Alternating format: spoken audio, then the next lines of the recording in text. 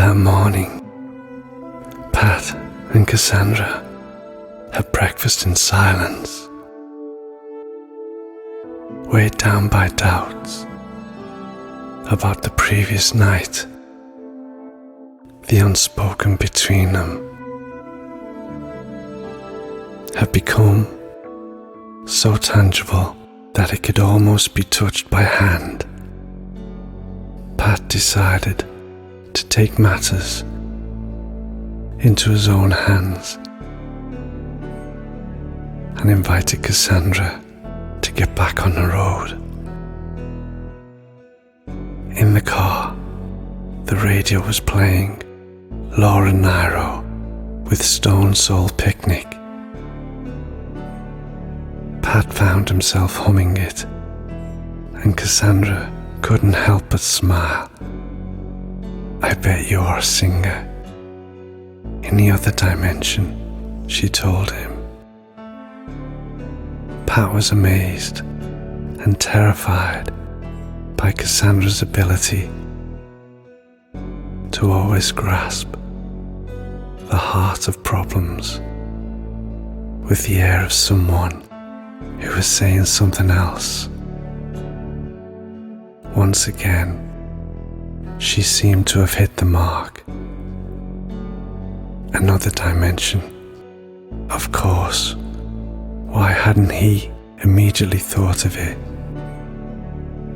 And how was she able to understand something without first having some more information about the present situation?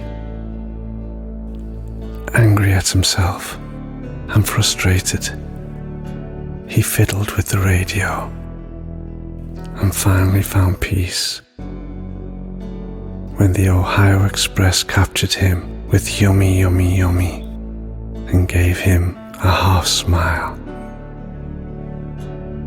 Cassandra, for her part, continued to drive and enjoy the view, trying not to be influenced by what she had already classified as Patrick's perennial snout. Driving gave her some serenity, a sense of security that seemed to vanish as soon as she was forced to deal with Pat and his questions. She would drive 20 hours a day, even aimlessly, so as not to have to think about how they got here and why. And then her stupid superpower made her worry, especially since Pat seemed to count on it, and she couldn't figure out why yet. "Do you know what the first rule of car travel is?" she asked him point blank. Pat jumped. "The music is chosen by those who drive. So put the channel back on." Pat obeyed. This resolve had struck him and made him feel as small as a child. A new sensation, which did not seem to correspond entirely to him, and which, however, was intoxicating him with lightness. "I put a spell on you by Screaming Jay Hawkins," dispelled any perplexity in him. Cassandra had been right, once again. "I think you're 45 or something. You're fit. It looks like you've been doing sports, and with your red hair and glasses, you look like a smart guy." Pat looked at her. Cassandra wasn't kidding. "Where are we going?" he asked her gently. 1242 Ellsworth Street, Philadelphia, she replied. Pat felt cold. You don't have to worry. It's the most reasonable thing to do. I found your address. You're in the telephone book. It wasn't difficult. Pat tried to put together the 1,000 good reasons to get out of the car and quit the game. But against all the odds, he just sat there in a kind of trance.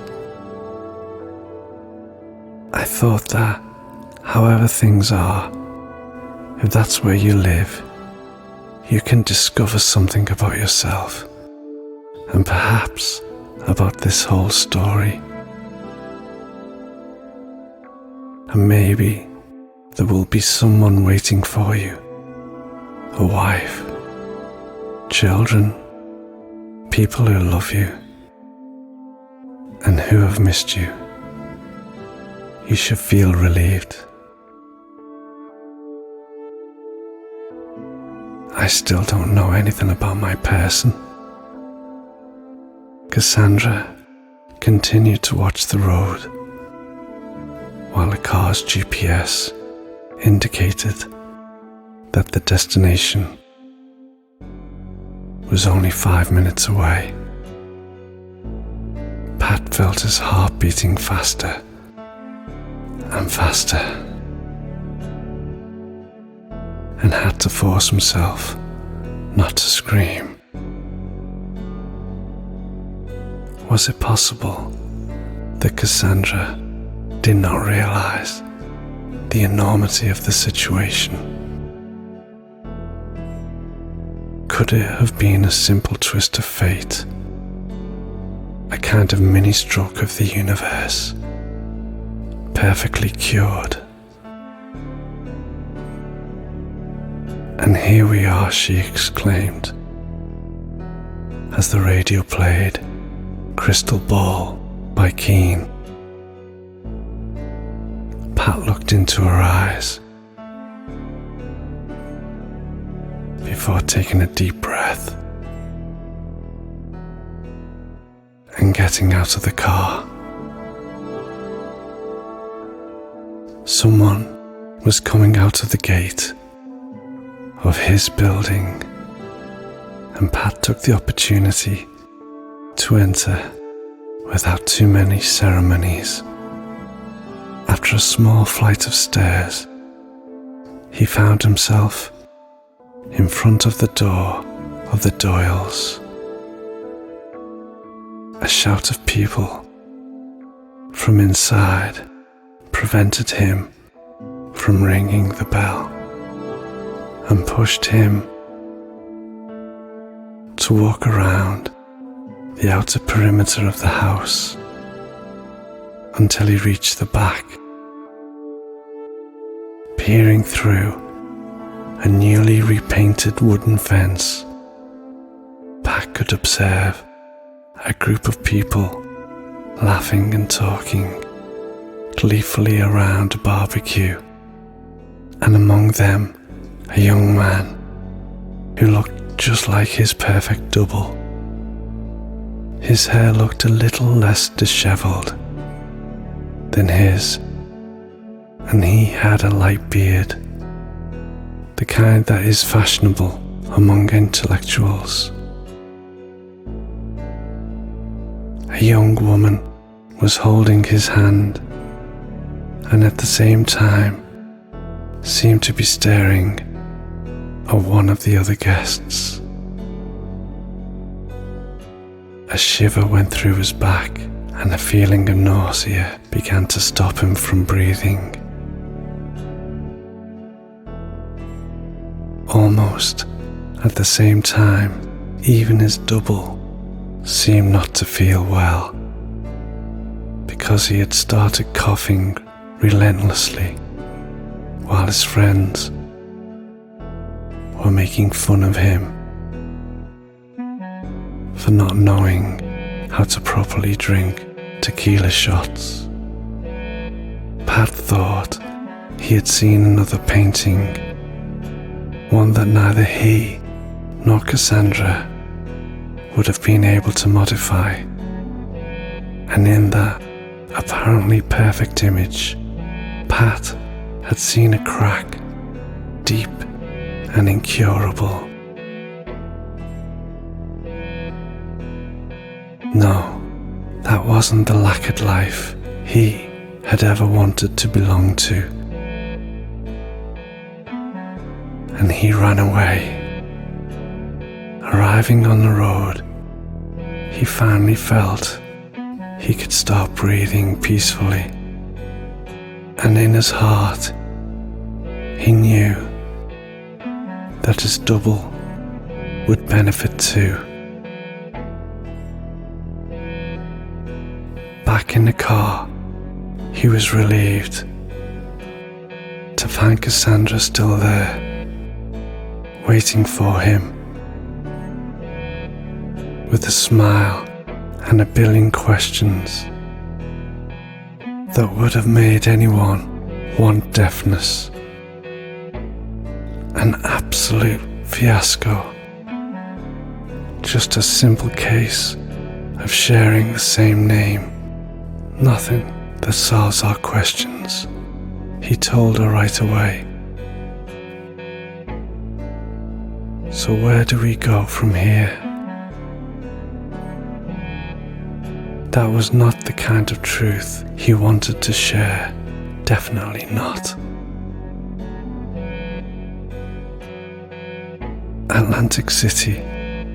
We need the money, and we will do it by gambling. Right. Cassandra smiled at him, then raised a hand from the wheel and repeated the gesture with the magic wand. Sure. What an idiot. We have your fucking superpower. Meanwhile, Zager and Evans were singing in the year 2525.